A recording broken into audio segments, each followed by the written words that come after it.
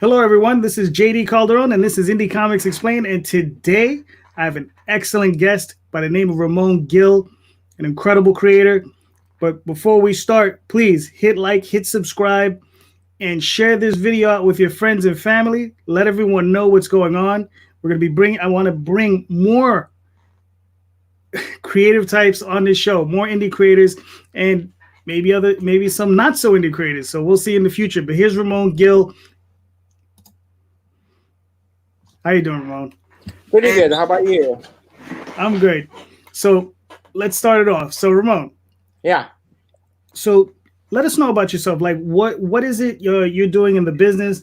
I know you're an artist, you're a writer, you're a self-publisher.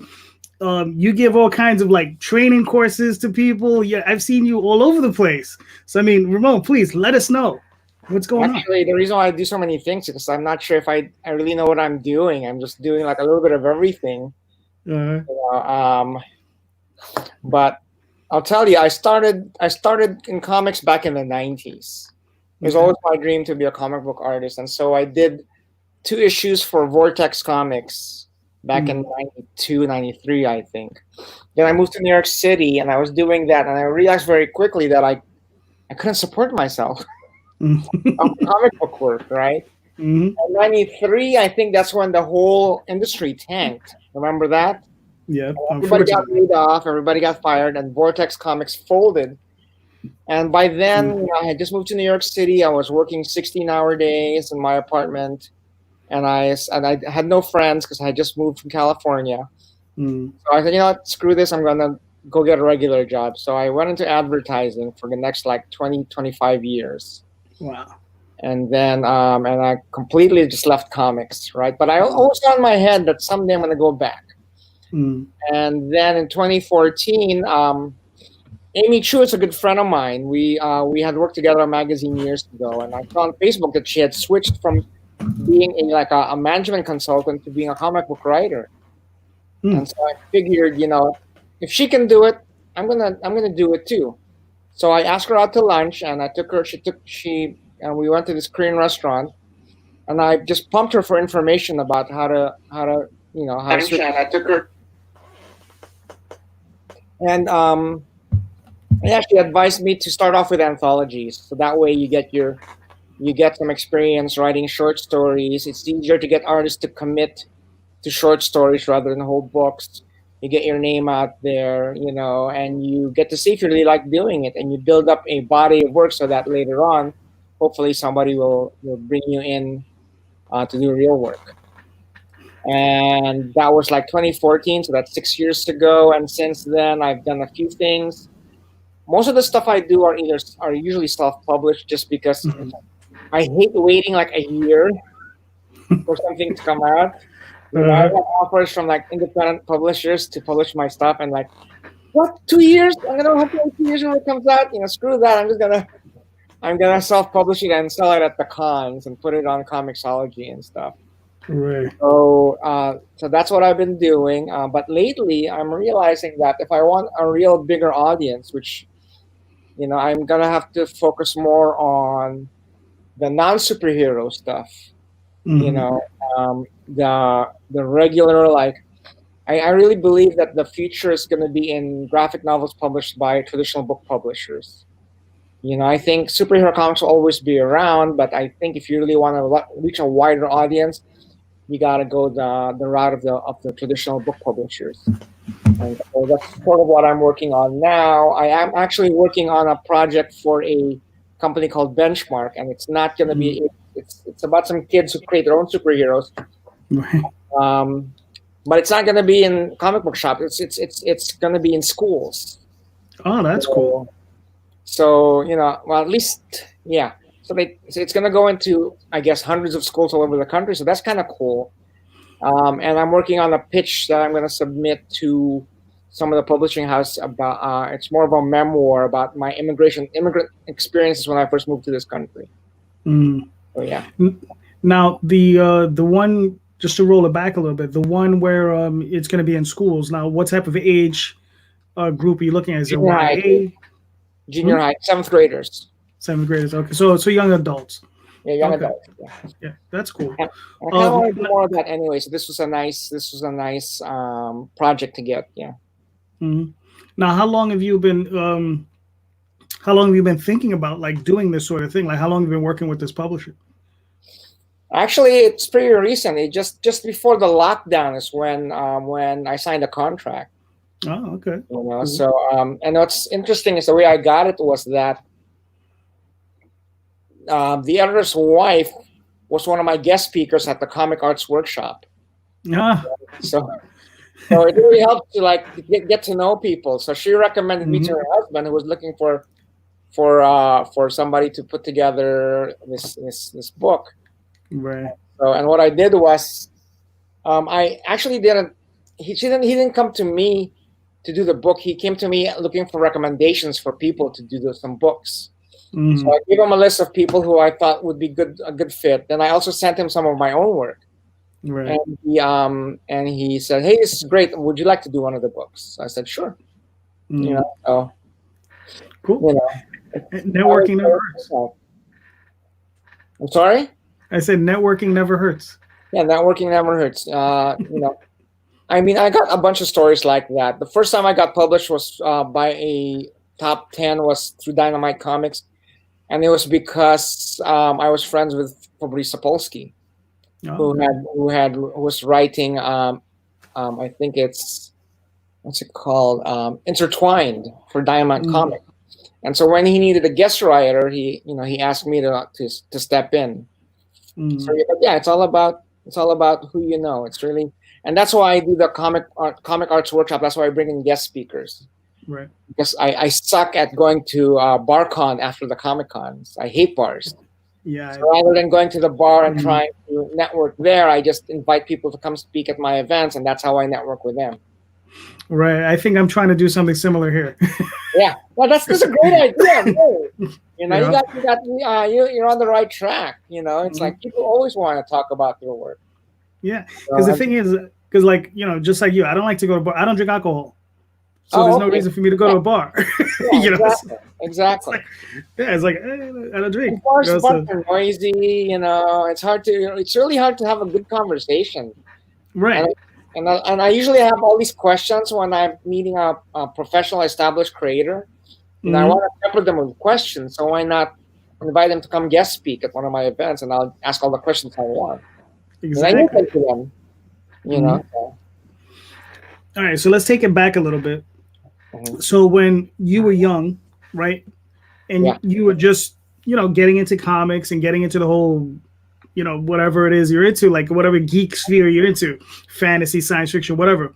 What were the things that like really attracted you and said, hey, yeah, you know what, this is something I really want to get into. These are the artists, these are the writers that really inspired you. Okay. Well, definitely. I mean, Frank Miller. Everybody was inspired by Frank Miller, right? Yep. You know, but at the time, I really liked Mike Mignola. I really liked Bill Sienkiewicz. The one guy that really impressed me, even before he came out with his opus, was Scott McCloud of Understanding Comics. Right. Before he did Understanding Comics, he had this book called Zot. Right. And I loved the stories in Zot because they did not focus around the crime fighting adventures. It focused around his friends, like what his friends were up to and the problems his friends were facing. And I thought, wow, this guy can, it really opened my eyes to the kind of stories you can tell with comic book. It doesn't always have to be about the superhero battle. But then he came out with Understanding Comics, and then my admiration for them went from here to there. I can't see the camera, from here to there. Right. And I think even before that, in between those two projects, didn't he do a crazy superhero comic? It was like something like Punch or Destroy. Yeah, he did. It was like a challenge. It was like a 24-hour challenge or something, or a 1-hour challenge, where you had to do a comic book in like a certain amount of time. And it was just like two guys just punching each other. My dream is to eventually get them to come and be a guest speaker at one of my events. That'd be awesome. I know he reads my emails because I when I send out my newsletter, like I can see who reads them or who opens them. So one of these days, It's Yeah. my dream. It's my dream is to get him to come speak. Now, so you say you'd illustrated it for Vortex Comics, I guess a Yeah. couple of. Now, how many issues did you do for them, and what was the title? I did 2 issues, but they folded before they saw print. It was called NASCAR Adventures, and one issue was I think Daryl Waltrip, and then the other guy, I can't remember his name now. But they were all about they were all biographies of the race car drivers, and I learned so much about cars and NASCAR, more than I ever wanted to in my life.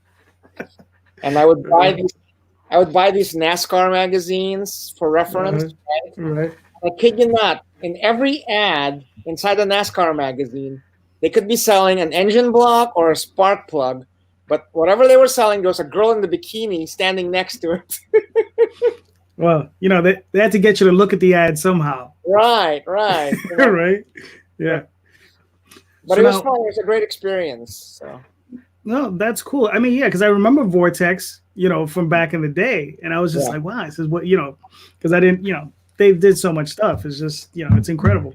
I have an interesting story too, because I'm not sure if those were the pages that I showed some of my work to Jim Shooter at the San Diego Comic-Con back in 1992, and I told him that I was planning to move to New York eventually, and he said, when you get there, come up to my office. Cool. Right, Jim Shooter, right? So I got there in 93, in September of 93, and then within a month I had gone up to visit, I think he was with Defiant back then. I went to Defiant, but he wasn't in the office that day, right? So they told me to come back next week. The next week is when the whole industry tanked and everybody got laid off. Yeah. So it was tough. Yeah, because what's funny is I started, I think I did my first self-published book it was either 91 or 92. Oh man, back then it was like having a crack habit. You just raised money so you could have enough money to print your comic book. It's not like now where you can just post it online, But back then, it's not like now where you can find these printers who will do a print run of 200 books or 100 books or 50 books. Back then, you had offset printing, and you had to do what? What was your minimum run when you print your own books? We were using Brenner. Their minimum at the time was 3,000, but we were young. We were young, and we were stupid. We printed 5,000 copies. Do you still have a bunch of those books lying around? No, we actually sold them all. Oh, awesome. I worked because it was myself. It was a group of us. It wasn't just me and one other person. It was like me and like 9 other people.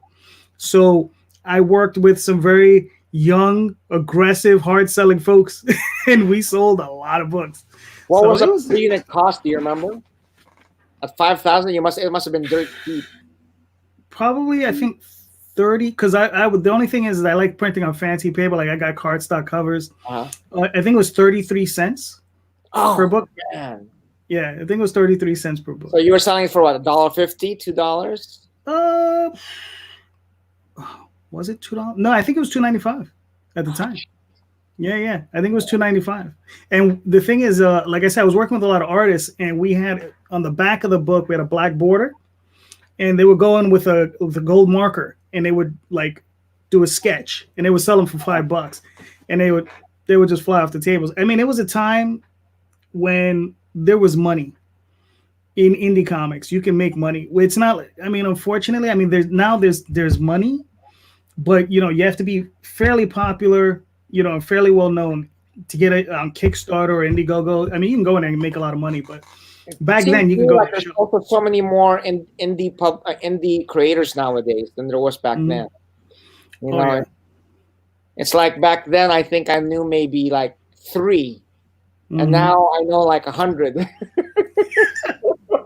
This is true. Yeah, I mean.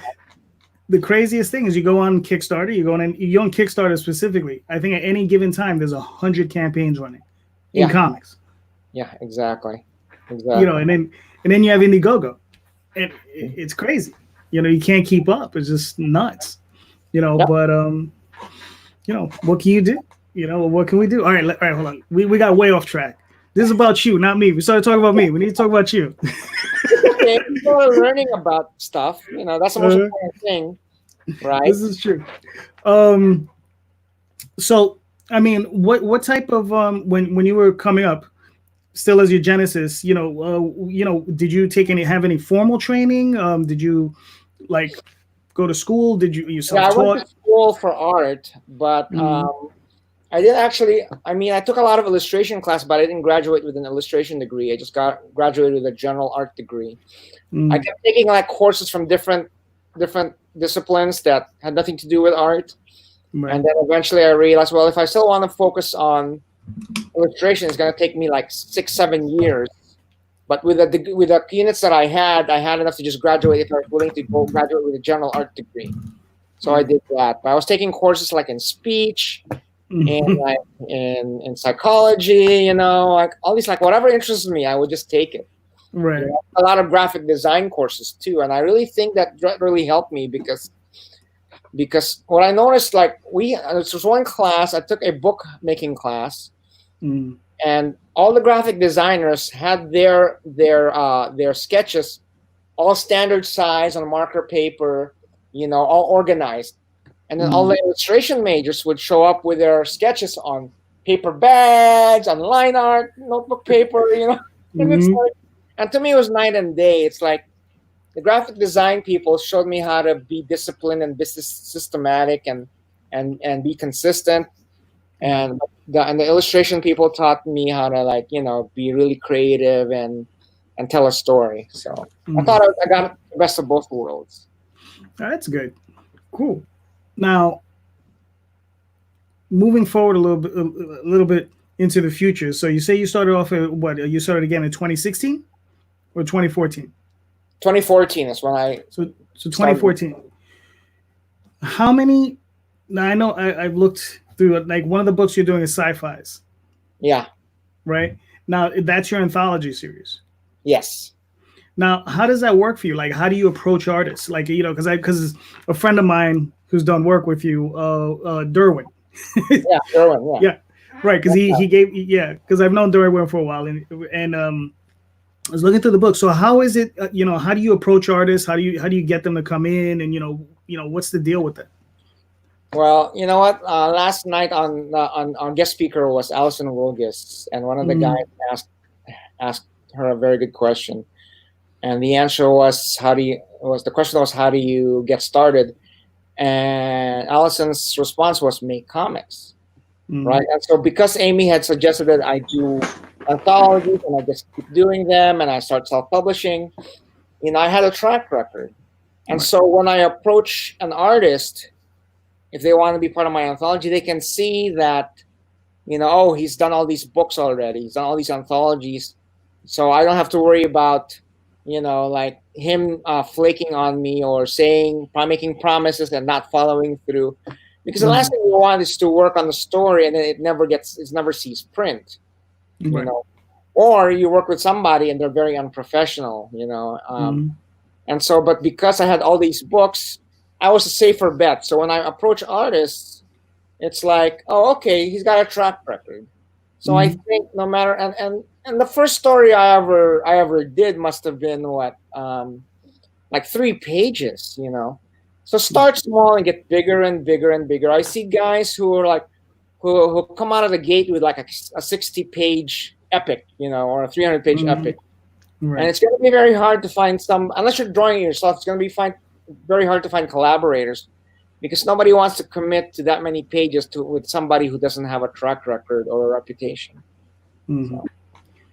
But yeah, it's all about building a reputation, building a track record, showing previous work, and also, it's a small community. People hear pretty quickly who the assholes are, who the unreliable people are, and things like that. As you probably all know. Yeah. Yeah. Now, when you work with these new artists, like, you're writing scripts for them. Now, you're doing more like Marvel style, or you doing like, let's say, are you giving them beats, or are you writing out full scripts, or are you doing some kind of combination? What's your process? I've done both, but I like the full script better. One of my books was illustrated by C. Raymond out in Texas, and that was a Marvel style book, and it didn't turn out pretty well, and but that's because the guy is super talented. Had it been somebody else besides C, I'm not sure if it would have turned out as well, if I would have liked the result as much. But that guy can tell a story like amazingly, and so I had no problem with it. But anybody else, but the book I'm actually doing for the kids, it's going to be Marvel style, because except I'm drawing it, I'm not writing it. Well, I'm writing it also. It's just that the dialogue is gonna be by them because the dialogue has to be age specific. So it's easier for them to just insert the dialogue that's appropriate for that age, and for me to teach me how to write for 12-year-olds. So I'm gonna write on a script, and then but they'll be the ones who will actually insert it into the artwork, and they're probably gonna change it. Right. So they'll do an edit. Yeah. Okay. Did they assign you an editor, or is it like a group of people that are going to sit around a table? No, I have an editor. He's the one who contacted me, but I know he always sends it to their editor in chief for approval on everything. So Gotcha. And they told me, What? here's a funny story. They gave me the do's and don'ts of making graphic novels for the southern market. And they said that the schools down there don't like it when there are characters who have no sleeves. Really? Yeah, that's interesting. I don't know what the cultural thing is, but no sleeves. If you have no sleeves, that's a no-no. So Okay. Short sleeves. So. That's okay. That's interesting. I've never heard that one before. Yeah. It says no sleeves. All right. All right. Cool. Now, other than that project you've been working on, like, what are the current things you're working on? What is it you're currently working on? I am announcing a exclusive debut on this show. Cool. I just posted a Batman story on my website, RamonGil.com. So it's a fanfic. I'm actually in grad school right now because I really enjoy teaching and I want to teach more. So I'm getting my MFA. Nice. And for our class project, I wrote and drew a Batman story. I got a lot of influence from Sean Martinborough was one of our guest speakers in class, and so this is to you, Sean. For you, it's all noir inking. So, anyways, but yeah, if you go to RamonGil.com, you will see the Batman story right there on the top of the page. All right. Cool. Yeah, that, and I'm working on a pitch that some editors have expressed that that I should submit a pitch like a memoir thing. So I just finished the artwork for the pitch. Now I got to put the rest of the pitch together. Gotcha. Now, when you say a pitch, what is it you're doing? Are you giving a synopsis with a couple of pages, or are you giving 10 pages of art, finished art, and lettered, and then a synopsis, and then I have to find out if they also if they want to see a full script, right? So that will be the most challenging part because I don't actually know how it ends. Well, I do know how it ends because the story is actually a story that's getting published by Jerome Walford in his Guan anthology. So it was a short story. It's like 6 pages long. And then I showed it to some editors and they said, you should make a whole book out of this. Right. And so I'm having to stretch that 6 pages to 100 pages, right? Or 120. Yeah. So it's been fun so far. So far I've got 10 pages, and I'm hoping that I'll try to get some feedback before I finish the entire pitch, and then we'll see how that goes. Now that's interesting because so this is your life story, right? Well, my life story from my first year, it's like Ramon Gil year 1 in the United States. Gotcha. Okay.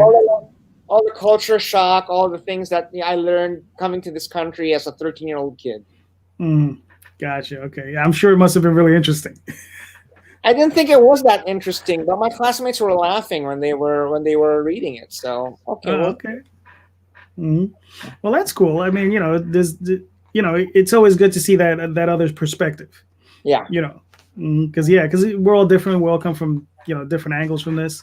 and everybody's saying that memoir books, especially from people of color, are the hot thing right now. Gotcha. So, Mm. in the book publishing industry, not so much in Marvel and DC, but Well, yeah, like but those guys do their own thing. yeah, exactly. Uh, Now, what are the differences you're seeing like right now as far as like indie publishing and like all right, so you're doing all these tutorials and talks. Now, what are the differences you're seeing between like let's say indie publishing? You obviously have a nice firm hand on regular or I guess more mainstream publishing. Like, what Uh, are the big differences you see between those two cultures? Between mainstream and indie, Right. um, I think it's a mistake that indie publishers try to do their business the way the big publishers do their business. Mm. Marvel and DC are able to publish and produce books and sell books because they have characters that everybody knows already. Like everybody knows Batman, Superman, Spider-Man, Hulk, Captain America, Iron Man. And what I've noticed is that all these characters that are very popular in Marvel and DC, they've all had cartoons based on them, Mm. right? So as kids, we've all seen the Batman TV show, the Hanna-Barbera ones, and Superman and Spider-Man, and all that stuff. So there's already a demand. There's already they're known properties, and it's good that. And so when DC and Marvel sell these books, there's an appetite for them. Mm. As an independent publisher, we create the books and we try to sell them, hoping that people will gobble them up the way they gobble up Spider-Man and Batman and Superman. And what happens is that it's really hard. It's really hard to sell. I mean, it's possible, but you really got to sell really hard. When you're at a con and nobody knows you're a character, you got to work really hard to get them to buy it, right? And I think that's fine, but I think that's like the hard way of doing it. Mm. A few people I think are doing it the right way. I'm not sure if you know Kristen Gudsnuck. No. She does this book called Hench Girl. She did this book called Hench Girl, right? Mm-hmm. And I think she did it the right way. What she did was she published Hench Girl just as a web comic, and after 5 years, she had such a big enough fan base that when she goes to the Comic Cons, Mm-hmm. fans come up to the table and buy everything on her table. Wow. They might be like a trade paperback of all the collected comics from the website, which they've already read, but they still want the trade, even though they've already read the story on the webcomic, because they are such big fans of her. And I have to say that it's a great comic. It's about a girl who has regular problems. She has roommates and a boyfriend and all that. She has regular girl problems. But her job is as a hench girl to a supervillain. Trying to be a nice girl and live life and be a good person. Except she has this job. She has a boss who's a supervillain, right? And so at her table, and I've tabled with her like 2 or 3 times, and she's got pins and pinups and posters, everything, and her trade, and she just sells out every time. Wow. So I think, guys, that's their way. That's a secret. If you want to sell your characters, you got to put them online for free, which is like a commercial for your other products, right? If you sell a book and nobody knows that character, you're gonna have to work really hard to get people to buy it. But what she does is she makes the web comics, be the commercial for the products, right? So people will read the stories. They're great stories also. Let's not forget that. And then and she builds up her fan base, and like 4 or 5 years later, she's got this fan base that wants to buy everything she produces.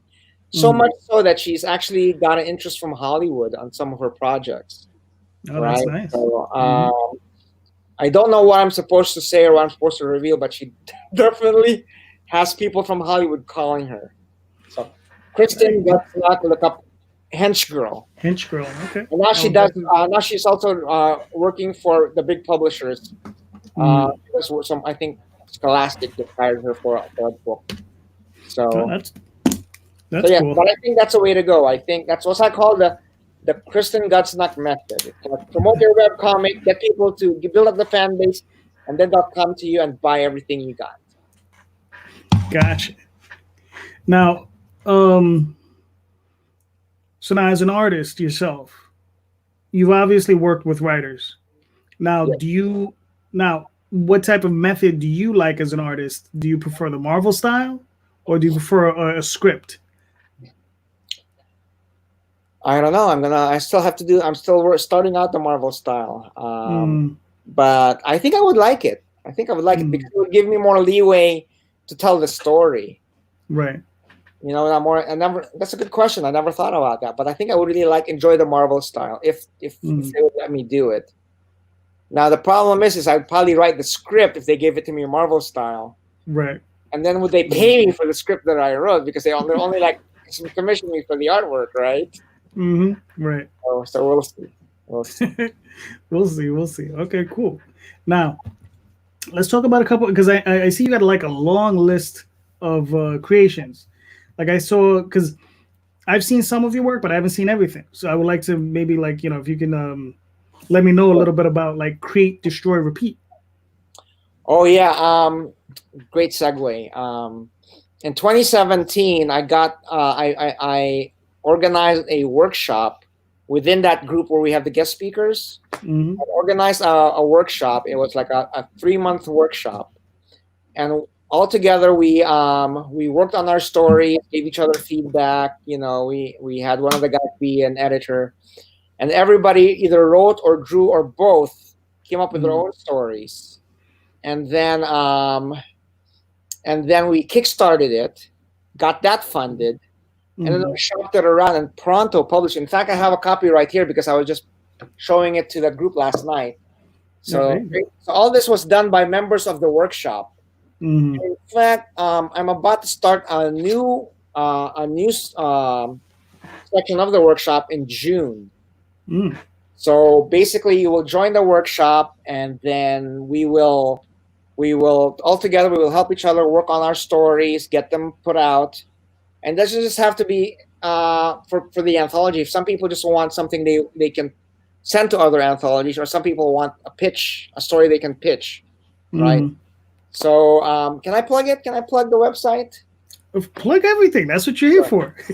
Everything. So if you go to if you're interested in the workshop, go to ramongil.com and go to contact and just email me or just fill out the forms as you're interested in the workshop. So we're gonna have weekly Zoom sessions as we go over everything and all that. And at the end of the workshop, you will have a 6 to 10 page story, right? Which you can either publish, self-publish, put in an anthology, put in our anthology, or use as a pitch. Mm, So yeah, it's a course basically. right. Oh, that's cool. So I mean, so throughout the course, I mean, what are you going over? Obviously you're going over Oh, doing structure. everything from Mm, art to storytelling tips, to marketing, to how to mm, network. So it's not just about how to put out a comic; it's about how to be a comic book creator, how to go professional. mm, You know. So we also do Kickstarter. There'll be lessons on Kickstarter. There'll be lessons on printing. There will be lessons on layout design. You name it. mm. So and it'll be flexible. So if some of the members really want more about this topic, then we'll go there. Gotcha.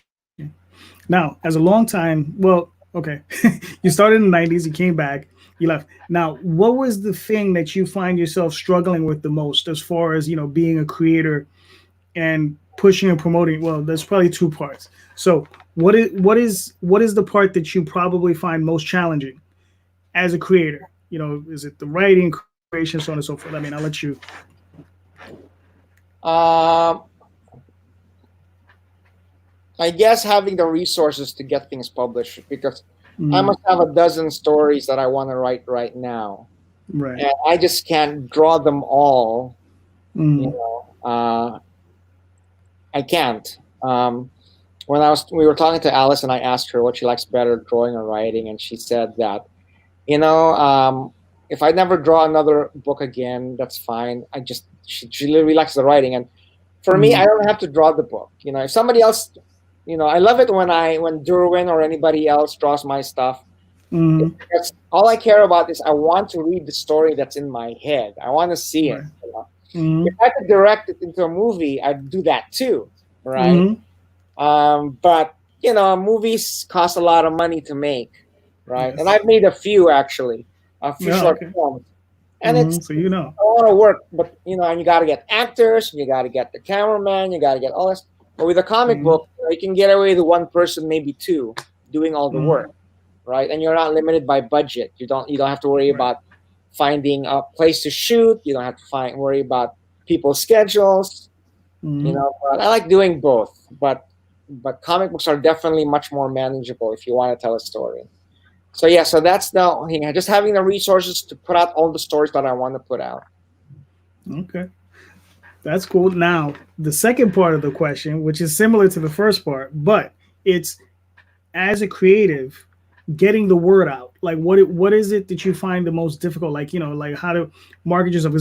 It's one of the things I struggled with for a long time. I've been in this game for a long time, but I've been in my own little bubble, and I tend to stay in it, and I tend to just work.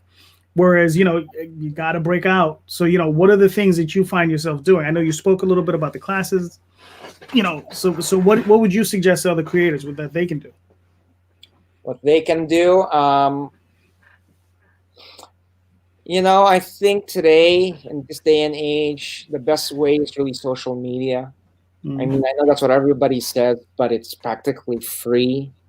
It's an mm, easy way to get your stuff out there.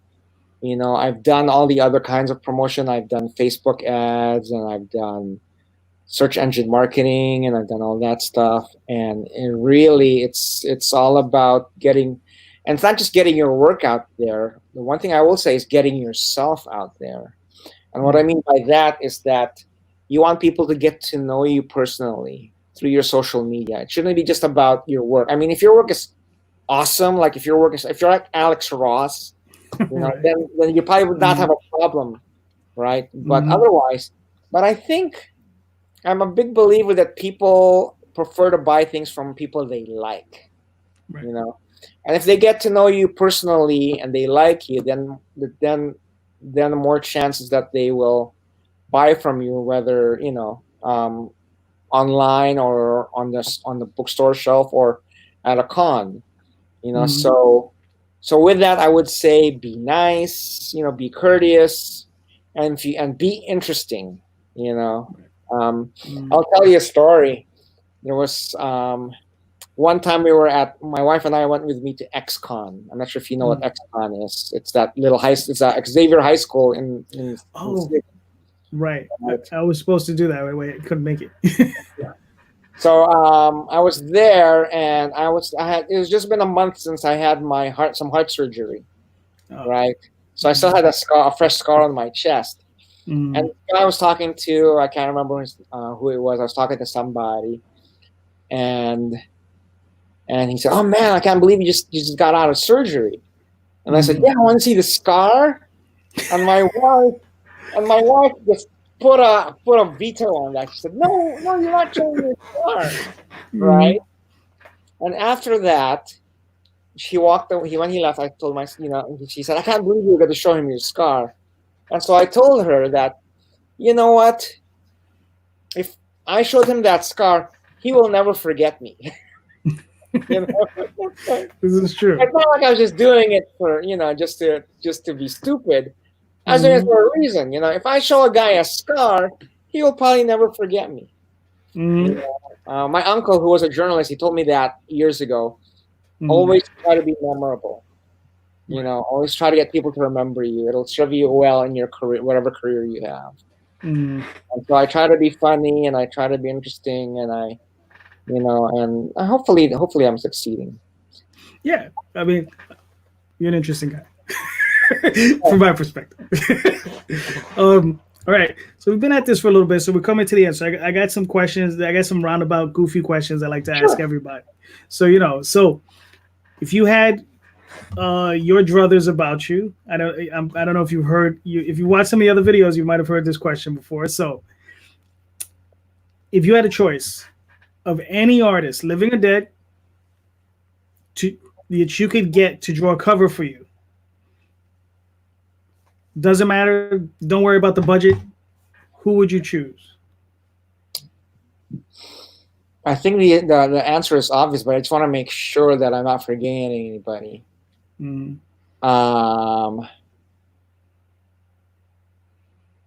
Would it have to be a comic book artist? No, Be any artist. it could be anybody. Okay, if it was a comic book artist, it would be well, no. I'll just say who I want my ultimate. There you go. Probably be Drew Struzan. Okay. You know, it's funny. It's not the first time I've heard that answer. It's the second time. Man, somebody else told Drew Struzan already. Yeah, somebody else told you. Yep. Okay. Mm-hmm. Well, it's not him. Then there's this guy, other illustrator I really like, Michael Schwab. Michael Schwab. You know what? I don't Really know. a commercial illustrator. It's like he does not do any kind of movie posters or comics or anything. Oh, okay. Okay. No. That's interesting. He's like a Mike Mignola of commercial illustrators. You'll see why if you look him up. Gotcha. Now, if you had a choice of, all right, let's say you got the golden ticket and you got the call up from the big companies, and they said, Ramon, get on up here.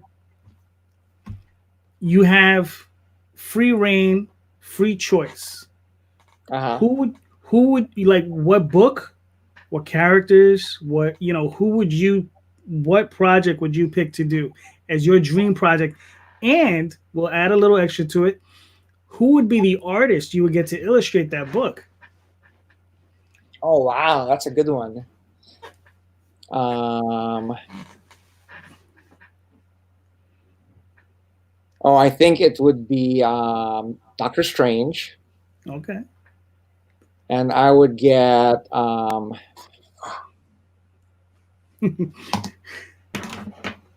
want to say let's see. I want to say Bill Sienkiewicz. Okay, that's a good choice. That would be an interesting, Mm-hmm. I've never seen him do like magic stuff. Right, yeah. A lot of crime stuff. Yeah. So, especially if he painted it, like the way he did that Daredevil graphic novel. Mm-hmm. Yeah, that would definitely be cool. All right, that's cool. Now I got a few more comparatives that I like to ask. These are fun. These are fun. All right. So, let's see. We'll start with this one: Captain America or Batman? Gosh. I've been a lifelong Batman fan, but I have to say I think I'd have more fun with Captain America if I was like doing the book. Mm-hmm. Okay. Kirby or Ditko? Kirby. I met the guy actually. I had a great conversation with him just before he died. Oh, okay. That's cool. Where are we? Eisner or Toth? Eisner. Okay. I have some other weird one. Oh, here's one. Next Gen or DS9?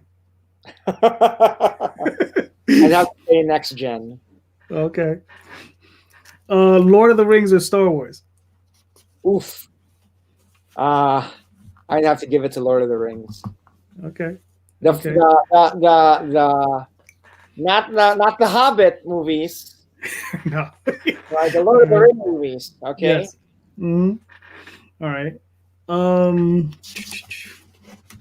Ooh, Claremont or Wolfman? Ooh. To me, like they're almost the same, Mm-hmm. I mean, Claremont or Wolfman. I guess I would have to go with Chris Claremont. Okay. just because I felt like the X-Men had more than just the teen angst soap opera going on. It also had discrimination in there, Mm-hmm. whereas Teen Titans it was basically, like a teen soap opera. Right.